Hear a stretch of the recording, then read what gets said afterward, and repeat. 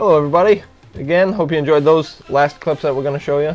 We're going to close the show here talking about the team and just, we're going to break down the teams that are in the playoffs, and we're going to give you some predictions that we've come up with. The Knights, again, coming into the final game of the regular season, are 6-1. Hopefully going to be 7-1 going into the playoffs.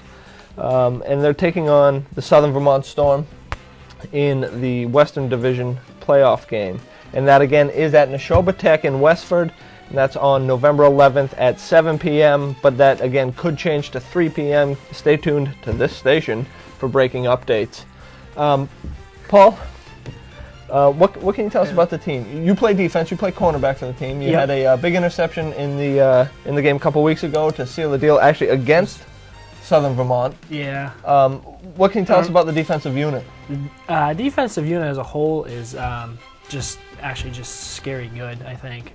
They seem to definitely be the backbone of the team. They're a very good unit. It's a team effort. You got offense and one hand washes the other, but the defense definitely has upheld their end, and a couple of shutouts under our belts, and not a whole lot of points being scored against us. No, you don't give up many points at all, which is nice as a defensive unit. Yeah, that's what you pride yourselves on. Absolutely, and the defensive unit is led by middle linebacker Gary Boucher, and who's one of the captains that Marcus was just telling us about. Right, and the other captain is Jason Torres. He's a defensive lineman, kind of outside linebacker, kind of in the mold of Willie McGinnis. So he can play either position. He'll either be a defensive end. Yeah, those guys played in high school, and they both have played a number of years playing on other semi-pro teams, so they got a lot of experience. Okay. They really bring the defensive unit together, and they're phenomenal athletes.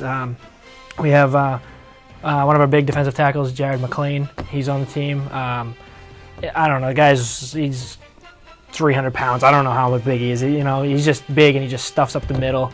He's also our motivational guy. He likes to talk a lot. He gets everybody riled up in the huddles. Yeah, you can hear him on the sidelines. Oh yeah, and you'll all hear him there on the 11th at the Tech. You'll all hear him there. Yep, absolutely. And we got other kids. We got Brandon Kent is our strong safety, recent graduate of North Middlesex here. Yep. We got Dan Wyberny, who actually played at Iowa State, University of Iowa. I don't know, Division 1A. College teammate of Tim Dwight. He's very fast. Yep. So he's played against top-notch competition. We got Mark Sullivan, who played at Neshoba Tech.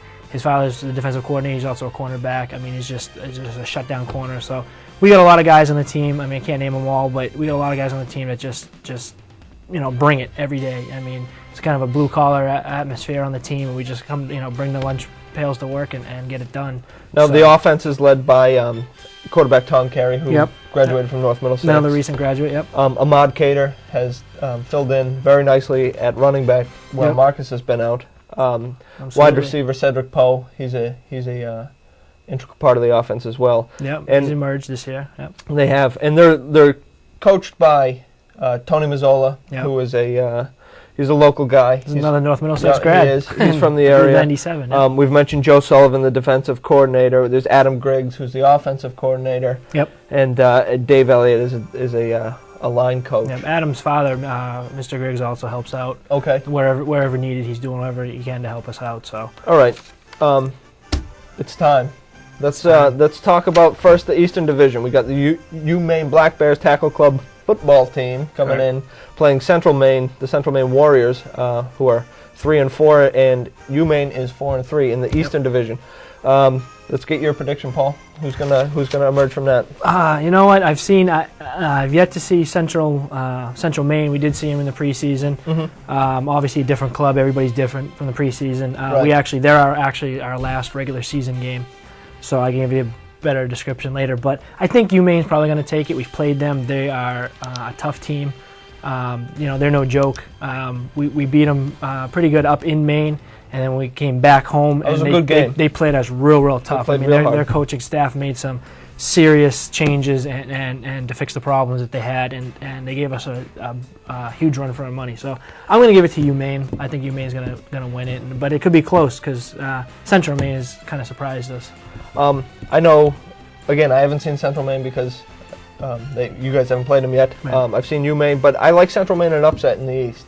The number 2 seed coming out of the East, I like Central Maine. Now let's talk about the Western Division. I think we might both be a little bit biased, but let's go through it anyways. We have, of course, the Knights. The Knights, yep. And the Storm. Yep. Knights coming in, hopefully at 7-1, but right now they're solid 6-1, and the Storm are 5-2. Yep. Who do you like in the West, Paul? You know what? I'm gonna say obviously the Knights. The team would just absolutely whoop my butt if I said something else. And you have practice later tonight. I have practice, and we're actually gonna bring you up to the Milford Dome. We're gonna get you some shots of them practicing, and the interview with Ron will be up there. And I would let them know if you picked Southern Vermont absolutely, tonight. yeah. So. You know, but this is going to be, I think, a phenomenal game. I mean, we beat them twice. That doesn't mean a thing. No, it doesn't. You know, trying to beat a team for a third time on the way to a championship is going to be. It's very hard to beat a team 3 times in 1 year. It's going to be very hard. So I mean, they're going to bring it. They're going to be ready. They're going to be upset that they had to drive 3 hours back down here to play us again. They are, because you have home field throughout. Yep. So it's going to be good. And I too like the Knights coming out of the West. And do you want to do a Super Bowl prediction now, or should we do it next show? I think we should wait. I think we should wait just because we have no idea what's going to happen. All right. Excellent. Plus, you know what my pick's going to be. Yeah, I'm pretty sure. If we're doing a Super Bowl show, that means good news, and I'm pretty sure I know who we're both going to pick, Paul. Yep, absolutely. So can I give out a few thank yous? Definitely. On behalf of the Knights, I'd like to thank Chip Shots Pub and Grill. It's in Littleton, Mass. on 2A, right on the Littleton Air line. They're our main sponsors. They've after the games, they've been absolutely phenomenal. After the games, the team, both teams, and any of the anybody in the stands, any of the fans can come on down. It's it's maybe 10 minutes away from the field. You just head on down. You can have something to drink, some food. The food is excellent there. It is good. And, you get to hang out with the Knights and meet your favorite players. Greet and talk to them and stuff. I also want to thank the Hampshire Dome at Hampshire Hills up in Milford, New Hampshire. We practice in the Dome. We get to practice indoors. It's a beautiful facility. They've been gracious enough to let us practice there. The Army National Guard has helped sponsor us. You see their stickers on the side of our helmets. Yep. All Seasons Embroidery have given us the hats and the T-shirts, and we have some other T-shirts made up. You can purchase. All merchandise is available at the games for merchandise available at the games, and we also get some for programs. A small charge. And again, all the money raised goes back into improving the Knights. To help make fees less for players, it's all a non-profit thing. Yep. No one's getting rich off this. Then you guys are just helping out and watching some great football. So we hope to see you November 11th at Neshoba Tech, 7 p.m. Again, could be moved to 3 p.m. Stay tuned to Channel 8, and Hartley will let you know. So for Paul Baker, I'm Ryan Andrews. We'd like to thank Marcus Lewis and Ron Lottie Jr. So thanks for tuning in. Good luck, Knights.